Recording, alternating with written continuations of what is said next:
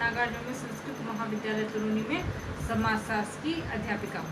आज मैं समाजशास्त्र के कुछ विशेष टॉपिक के बारे में, कुछ विशेष महत्व के बारे में बताऊंगी। पहले क्या है, ये है संस्था यानी संस्था के बारे में आज चर्चा करेंगे। ठीक है, ये शास्त्री प्रथम वर्ष के पाठ्यक्रम से लिया गया है।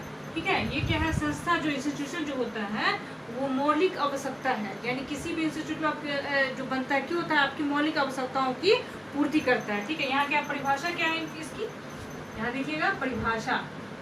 ठीक है, ये क्या बोलता है, परिभाषा क्या कहता है यहाँ पे, संस्था जो होता है यानी इंस्टीट्यूट जो होता है, संस्था मनुष्य के मौलिक आवश्यकताओं, यानी मौलिक आवश्यकता क्या क्या होती है, खाना, रहना, पीना, खमना, रहतेदारी, जो क्या है मौलिक आवश्यकता है, जो आपकी जितनी भी मौलिक आवश्यकता है वो क्या होता है, वो संस्था पूरा करता है।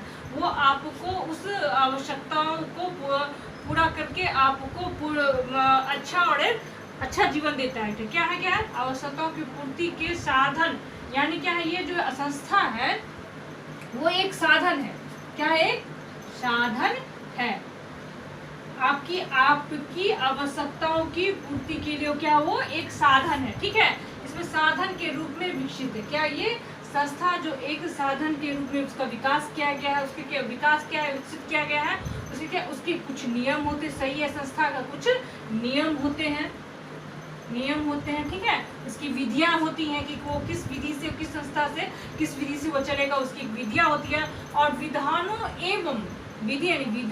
एवं कार्य प्रणालियों का संगठित रूप है।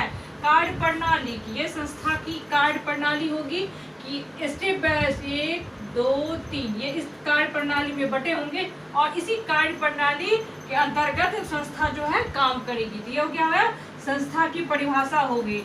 एक बार फिर से परिभाषा सुन लीजिएगा। संस्था मनुष्य के मौलिक आवश्यकताओं की पूर्ति के साधन के रूप में, यहाँ पे साधन के रूप में विकसित नियमों, विधियों और विधानों एवं कार्य प्रणाली का संगठित रूप है।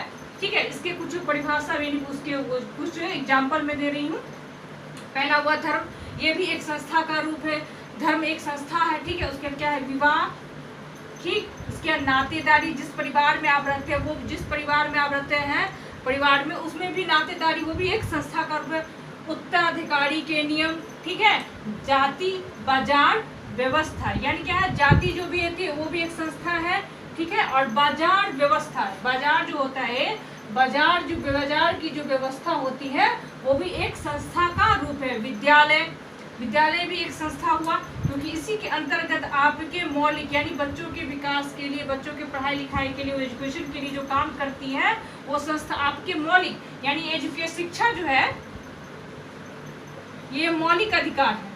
आप लोग जानते होंगे शिक्षा जो है मौलिक अधिकार, ये सभी को मिलना चाहिए, ये आपकी मौलिक आवश्यकता है और मौलिक आवश्यकता है। इसलिए क्या हुआ, शिक्षा भी हो, विद्यालय भी हो गया, संस्था हो गया। उसके राज्य को नियंत्रित करने के लिए संस्था। ठीक है, अब मान लीजिए राज्य, अगर राज्य पे कोई संस्था नहीं होगा, राज्य को कोई नियंत्रण नहीं करते, राज्य क्या हो जाएगा, निरंकुश हो जाएगा। वो अपने मन से कानून बनाएगा, कानून पारित करेगा और लोगों की मौलिक अधिकार का हनन करेगा। तो इसके ऊपर क्या संस्था, इसके ऊपर क्या होता है, केंद्र का एक संस्था होता है, उसके द्वारा ये नियंत्रित किया जाता है। क्यों, ये अपने कामों से आगे ना हटे, अलग ना हो। ठीक है, ये आपकी आवश्यकताओं को पूरा करे और आगे ना बढ़े। उसके क्या है, यहाँ पे कुछ तत्व है, संस्था के कुछ तत्व है। एक है एक विचार, संस्था के एक विचार होनी चाहिए।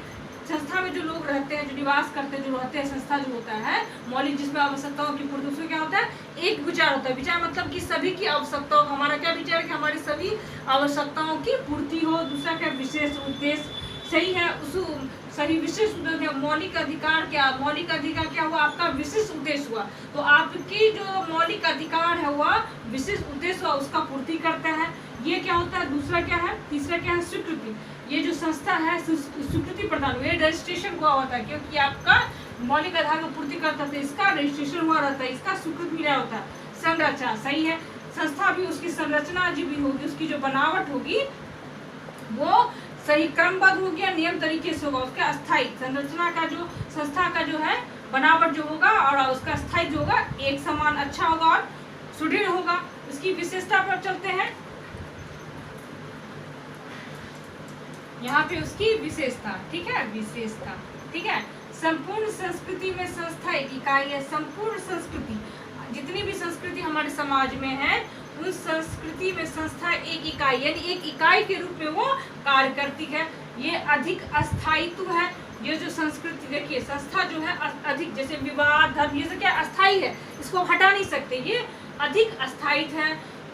एक या अधिक सुस्पष्ट उद्देश्य, आप देखिए विवाह हो चाहे धर्म हो चाहे नातेदारी, उसके क्या होता है, एक से अधिक उद्देश्य होते हैं और सुस्पष्ट है। क्या उद्देश्य इनके क्या नहीं है, ये आपको स्पष्ट रहेगा। उसके क्या प्रतीक, आप किस संस्था, ये संस्था का जो लोगो होता है उसका कोई चिन्ह होगा, जो प्रतीक होगा, जो बताता है कि ये इसका काम करता है। उसके संस्कृति उपकरण, उसके यहाँ परंपरा लिखित और अलिखित, यानी संस्था की जो परंपरा होंगी वो किस परंपरा से चल रही है, किस तरह से उसका विकास हो रहा है। परंपरा जो होंगी उसकी वो लिखित भी हो सकती है और अलिखित भी हो सकती है, ठीक है। अब चलते हैं उसकी महत्व के बारे में जानेंगे। अब संस्था के कुछ महत्व के बारे में बताने जा रही हूँ। ये मैकाइवर जो थे,